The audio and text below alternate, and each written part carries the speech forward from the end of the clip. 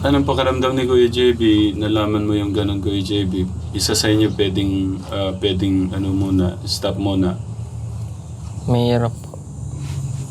Kasi tay, gusto ko talagang mapag-aral ng mga kapatid. Pero kung hindi po talaga kaya, Mm.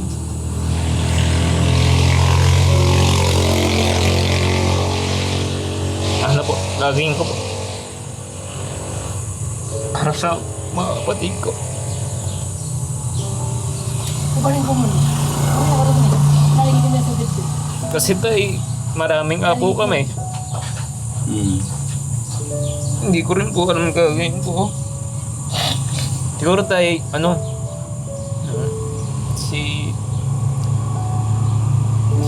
hindi muna po ako mapag-decision yan. Pero baka mamaya po, masabi ko kay kuya kung ano po yung ano ko gusto kong gawin. Kasi tayo, mahirap tanggapin na isa sa akin yung mga pag-aaral. Kasi sa hirap ka ng buhay, kung di naman kaya nila kuya, gagawin na lang po siguro.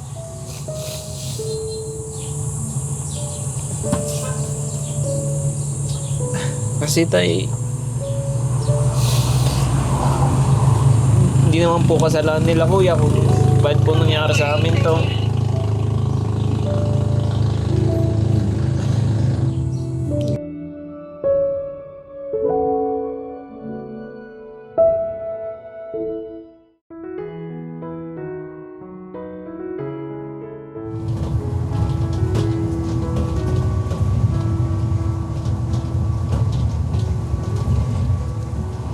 Nandito tayo ka Tegra. May problema sa Kuya Dandan natin. Tara.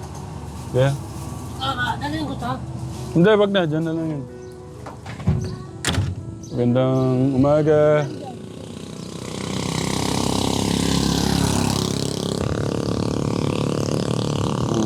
Ay, God bless, God bless.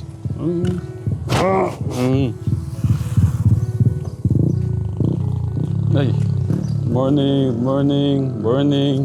Ay! God bless, God bless. Bless po, bless po. Ako yung nag-bless eh, no? Kumusta po? Ah. Sige po, thank you po. Candy daw.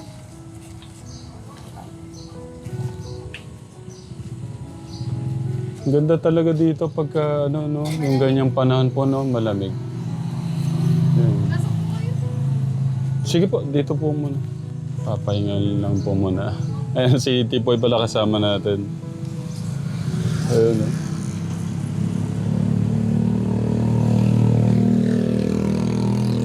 Yung poging driver natin. Bawal yung poging-pogi kasi kay Kuya Darius lang yun, ha? Naka-reserve yung poging-pogi kay Tito Darius. Ay, Kuya Martin. Yun, Katekram.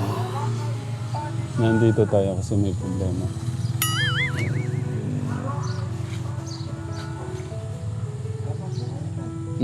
Sige. Mamaya na. Alam na po ni Kuya yung problema? Ay, sige, kami po muna. Alam na po ni Kuya Dandan. Ay, hindi pa. Ay, God bless. Alam po nilang natanggal na kayo sa trabaho. Sabi ko po natanggal na po. Kasi katek... Araw na po hindi nakakapasok. Tinanggal na po ako ng... Ang problema pa parang nagsabuatan po yung ano nyo para tanggalin kayo sa trabaho. Opo. Ano po yun tayo, Nolan? Hindi, kaya po kanina paggising ko, kinausap ko po siya na Hindi po, ako na lang po. baka pwedeng siya na muna sumama sa akin. Hindi si JB. Kasi si JB, 17 na sa kumpanya, yung minor de edad na. Kaya pinakikiusapan ko siya kanina kung pwedeng siya muna sumama sa akin. Kaso hindi muna siya mag-aaral kasi maghahabol na, 1 taon na lang naman. Kumbaga pwede pa naman siyang bumawi sa 1 taon. Grade 12, kung hindi na lang bubunuin yan. Kailangan na kasi wala na si Miss na pagka parang Siya yung hahalili sa atin. Sa atin, papalit sa atin. Kung pwede lang sa atin. Eh, paano po si JB? Kasama niyo din po pala. No? Kasama ko po, ilang araw kong kasama si JP. Nagbiyahe kami. Eh ngayon nagka-problema dun sa Colpal. Yung, Sabay-sabay. nahuli ako kasi 17 siya minor de edad. Ngayon, Ganun nagkapatong-patong yung problema. Kaya hindi ko nga tayo, sa akin po, sobrang hindi, hindi yung ko kay na... Mrs. hindi ko po alam. Yung sa akin po, kahapon lang nangyari. Yung kaya Nanay Edna Lynn, parang pinagsabotan daw yung trabaho niya ng... Ano ba nangyari? hindi ako nakakapasok. Tapos may item na nawala. Na may nagkulang na item. Ano kasi yun? Sir? Na wrong barcode. Kasi nga sabi ko nga, kanina, ang ganda ng bungad ko sa kanya kung pwede ka ako. Ayaw na. Ngayon, hindi ko alam kung saan ako kukuha ngayon ng kasama. May stop din akong bumiyahe kasi wala akong kasama. Tapos magpapasok kami pa, Nagkasabay-sabay ang problema. Kaya nga po nung nag-ano kayo sa akin kagabi, sabi ko, kung kailan pa naman pasukan.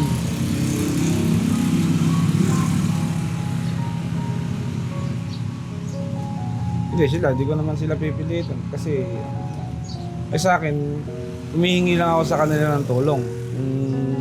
Gusto nila akong tulong. Nagpapakano lang ako. Tatay ng lapo masyado. Eh, sorry po. Di baka ako kasi may mga truck ko dito. Yun nga yung bagay parang ako na yung humingi ng sa kanila kung pwedeng tulungan nila ako. Kung nasa sa kanila, hindi naman pilitan. Nga lang, hindi ko masasabing mamimaintain ko pa rin yung school nila kasi siyempre, isa ko na lang yung Sabaan tapos sa pagkain mag-aaral sa lahat. araw-araw, kulang. Mag-aaral lahat tapos yung pagkain araw-araw. Oh, kasi May mga bills pa, yung mga kuryente, tubig pa. yung sarili nilang anak, siyempre, si ate... Ang pangalan niya? Darlene. Hindi ko na ho pinepera, hindi ko na ho pinepera yun. Bas, Siyempre, anak niyo yun. oo, kasi ang ginagawa ko Babae na lang pa. hindi na ho, wala na hong ganun. Ha? Kasi basta 5 sila, automatic 5 sila, hindi na kailangan may... Sorry po, sorry. Ang inaano ko siyempre, yung sa parang inaano ko priority. naman anak. Oh, Hindi na ho ganun. Simula ho nung inalis na ho namin na kailangan iba siya kasi anak namin siya. Kumbaga, kung lahat na sila, damay-damay na sila, hindi na pwedeng may mas ngayon sabi ko, ako pwedeng nakiusap po kanina, ako pwedeng magpasama ako. Kung gusto mo lang, kako meron lang kakong kapalit, hindi ka muna mag-aaral. Sabi niya, 1 taon na lang naman ako. Sabi ko, yun nga kako, 1 taon na lang, baka ako makakapaghintay ng 1 taon.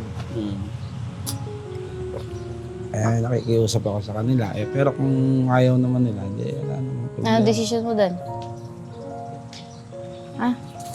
Pwede mo ko. Kasi ako, sa tagal na, ngayon lang ako sa kanila. Kumbaga. Yeah, napatay ko ata. Dapat napindot po siya. Ikayo po, para matuloy yung kanina. Yun na nga tayo, yun lang. Sa kanila pa rin. Kumbaga ako, para lang akong magulang na pahingin tulong. Diba?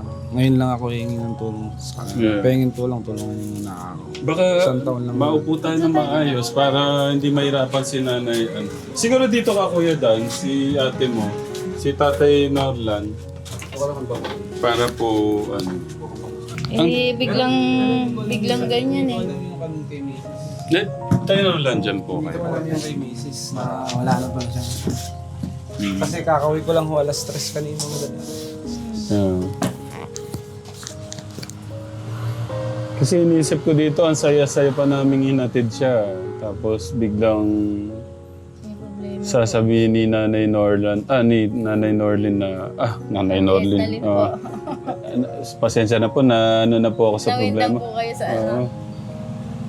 Kasi nung sinabi niyo po na parang pa-stopin niyo na ho siya, nalungkot po ako. Hindi, sabi ko lang naman po, mga ilang buwan lang naman. Pero kung halimbawa mga 1 o 2 buwan late, pwede naman siyang umabol. Para lang hindi ko naman siya ite-temporary na siya. Kumbaga, Hindi na habang makakahabol. siya lang ang kasama ko, Eh, naghahanap simula na na rin. ng pasukan sa ano eh. So, 2 2 weeks na lang. Kaya nakikiusap lang ako sa kanila. Eh, kapos graduating pa siya. Graduating siya ngayon. Yun nga eh. Kaya nga. Hindi kasi may ano talaga eh. May point talaga na dumarating yung sa tao yung ganyan. Na pero hindi ko naman sinabing ano, kumbaga, paano kung halimbawang sa ibang paraan pa, kailangan ko talaga hindi naman pwedeng Kasi inaano nyo, baka nandun na tapos wala namang mapakain. Kasi wala namang... Opo nga. gusto ang nako kasi hindi lang ikaw ang maapektuhan pagka hindi ka sumama. Lahat ng mga kapatid mo apektado. Kumbaga inaano nyo, gusto lang nilang ipaintindi sa'yo, Kuya Dan, na ikaw yung mas makakatulong. Kumbaga ikaw yung Ikaw yung malakas. napipisil ko kasi siya po yung nasa edad na. Yun. Tapos dapat kumbaga hindi naman sa dapat matutuusin. Proud ka kasi tiwala ako sa'yo na ikaw ang hihingan ko ng tulong. Ito, tulungan mo ako. Ngayon lang naman ako. Ngayon lang, mga ilang buwan lang naman. Kasi ang mahirap yan, pagka hinto siya, Buti nga, paano yung mga pangarap niya, buti Kuya? nga po dumating kayo at least kahit pa paano. Mapag-usapan mo natin. Usapan na lang din. Andiyan na lang din. Hindi ko ho alam darating kayo eh. Yung pag-gising ko ngayon nakiusap. Dan ba, pwede ba ako makisuyo? Hindi ko naman din alam na darating. Pero sa'yo, Kuya Dandan, ano yung ano mo, yung kahilingan ni Kuya Norlan mo na stop ka muna? Meron po yun, tay. Kasi tayo ang nakikita ko kung ano yan. Sa pag nagdesisyon siya, tamang magsasakripisyo siya. Pero matutulungan yung tatlo. Tama naman. Si Kuya... 1:3 ang katumbas. Tatlo ang kahit pa paano matutulungan mo kami na ate mo na sa pabaon-baon ng tatlo. May stop ka muna kahit 1 taon lang. Sige. Ako, okay ako doon sa ano ni Kuya Norlan. Si Nanay Edna lang. Kasi sila naman po yung nakakaranas ng sitwasyon natin. Kumbaga, mas lubos na sila yung makakaintindi sa sitwasyon kasi sila yung nasa bahay. Yeah. Nasa bahay. Nakakaranas. Ba't tayo mo muna huminto, Kuya Dan, ng 1 taon? Nandun na ako, tay, sa pangarap ko eh. Konti na lang, tay. Saka biglaan kasi tayo sinabi ni Kuya, hindi ako nakapag-ready ng na pag-isip ng mabuti. Hindi ako makakasagot ng oo kagad o hindi. Kasi tayo, ano po eh. Kumbaga nakaano ka na napapasok tong... Opo eh, naka-ready na po kasi akong papasok eh. Na biglaan kasi tayo eh, kung sinabi ni Kuya na maaga, siguro nakapag-vision ako ng maayos. Yun. Saka ako rin kanina na parang nabigla ako sa sinabi ni Kuya eh. Hindi ako makapag-isip ng maayos. Kasi nag-usap na kayo ni Tipo yung mga Opo. napapasok kayo, no? Opo. Oo nga naman kasi biglaan lahat eh, no? Hindi po ako nakapag-vision kagad dahil nga ganun nga po. Kung sinabi po ni Kuya na maaga, baka nakapag-vision ko mas mabuti.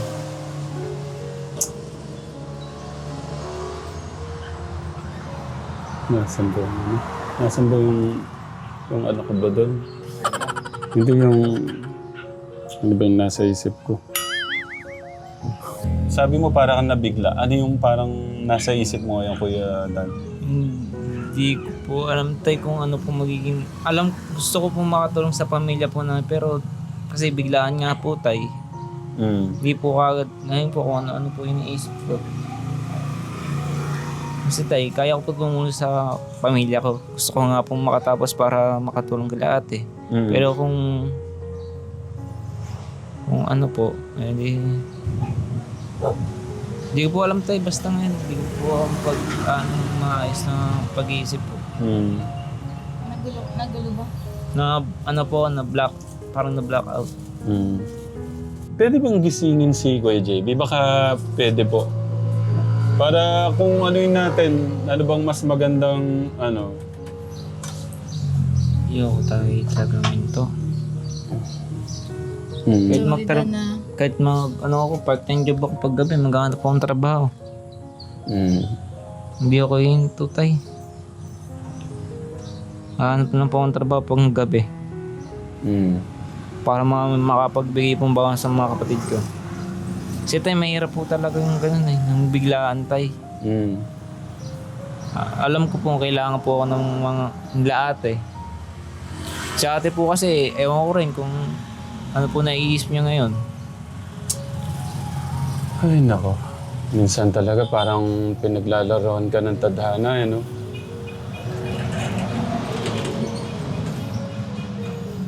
Ayoko naman tayo ipilit yung gusto ng damdamin ko. Baka pag pinilit ko, baka pagdating na araw pagsisihan ko yung yung ginawa ko. Kasi nga tayo yung isang taon na lang tayo No. Kahit sa college, hindi muna ako mag-college. Sasama ako si kuya. Basta matapos ko lang po itong... Grade 12. Opo. Oo nga naman. Kasi pagka nahinto mo yan, baka tuloy-tuloy nang mag-stop, no? Opo, tay. Oo. Naintindihan ko naman kasi ano kumbaga nakasama niya si Tipoy, nagsabay sila ng harap ulit. Tapos bigla namang nagkandaletse-letse yung trabaho niyo. Sabi ko nga po tayo, sabay kami mag-ano ni Kuya Tipoy kasi yun po talaga pangarap ko dati, magsiman po kasi hindi nga po siguro kaya nila ate, kaya pinili ko na lang po mag-agree kasi Agree. yun po talaga pangarap ko tayo, maging seaman rin po katulad ni Kuya Tipoy kasi yun po talaga yung pangarap ni ate. Oo. Saka pangarap ko rin po talaga yun. Dati pa akong bata pa po ako. Oo, kasi bagay sa'yo, matangkad ka din. Opo. Seaman. Taon-taon nga po si ate yung may balitang may tutulong po sa akin kasi sabi niya po matutupad ko na po di pangarap ko. Alam ko tayo. Si Tita Aida nga pala, no? Opo tayo, mahirap naman po kasi mag-decision kagad na hindi po ako mag-aaral. Oo nga naman, kasi may tao kung kailan may taong gustong tumulong tapos nagkawala-wala yung mga trabaho nyo. Anak ng teteng, anong nangyari dyan? Ba't nagkasabay-sabay yung mga trabaho na yan? Mahirap tayo mag-decision ngayon ng kahit isang linggo, kaya ko mag-decision ng ganun. Mahirap kasi tayo, may tutulong na po sa akin, sa kabilang gaganon po Andun na po ako sa pangarap ko, konti na lang po talaga Pero kung kailangan talaga tayo magpaganon, sige lang po. Ay, nako. Sige, hintayin natin si Kuya JB. Sinong hihinto? Ikaw o siya? Para makapag-desisyon kami. Inom lang ako tubig tayo. Sige pa. Hindi po. Okay, kakainom ko lang po. Ako masama rin load ko na pahintuin kita Kuya JB, may pag-uusapan lang, mabilis lang. Pasensya na, nagising ka pa. Pero ikaw, Kuya JB, gusto mong mag-aral ngayon? Gusto po, kaso yung may problema nga po.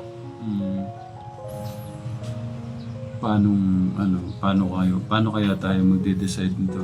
Ayoko naman po kasi. Kayong mag-usap, paano niyo pag-uusapan yung ganyan? Bagay ba sa akin? Seryoso kami dito, Kuya Bobby naman. Ano sa akin? Pasensya na kayo May sasama loob sa akin kung hihingi ako ng tulong sa inyo. Anong pakiramdam ni Kuya JB? Nalaman mo yung ganun, Kuya JB. Isa sa inyo pwedeng stop muna. Mahirap po. Kasi tayo, gusto ko talagang mapag-aaral ng mga kapatid. Pero kung hindi po talaga kaya.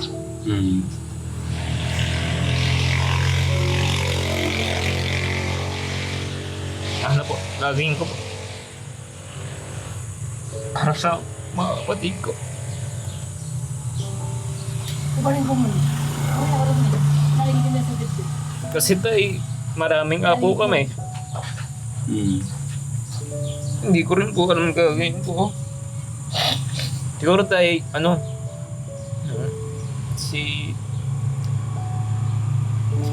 hindi muna po ako mapag-decision ngayon. Pero baka mamaya po, masabi ko kay kuya kung ano po yung ano ko gusto kong gawin. Kasi tayo, mahirap talaga. Mahirap tanggapin na isa sa amin yung mga pag-aaral. Kasi sa hirap na ng buhay, kung di naman kaya nila kuya, gawin na lang po siguro.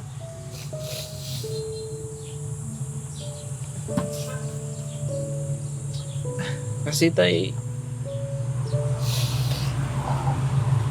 hindi naman po kasalanan nila kuya kung bakit po nangyari sa amin to.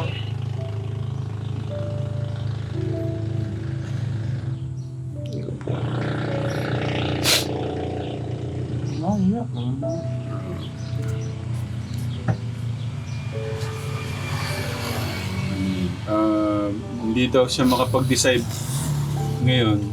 Baka daw mamaya o ano pong... Ba't di ka makapag-decide ngayon, Kuya Dan? Ba't... May nabigla lang po kasi talaga ako tay. Binibigla mo kasi, Kuya Taylor lang. ba ito? Ang hirap tayo. Ang hirap po, no?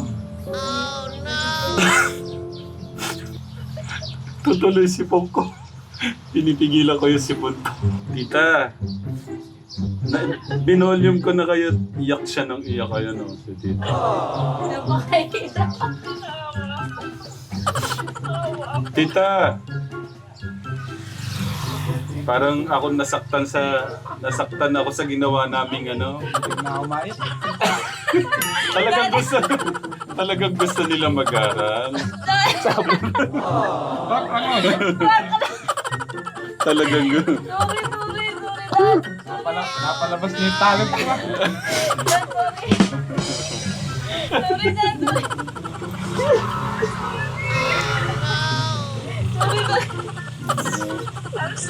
Ay, balang. Sorry, Dad. Hindi naman ako papayag tuloy ng pag-aaral. Ano ba kayo?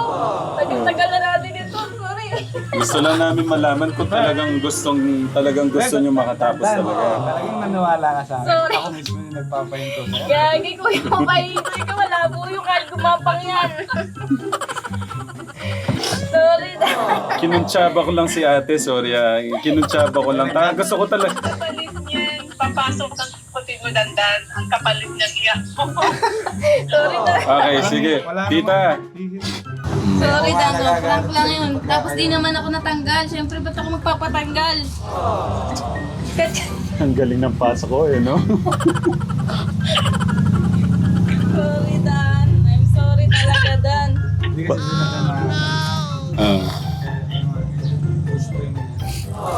May magandang balita si Tita Ita. Hello? Wait lang, uminom ka muna ng tubig.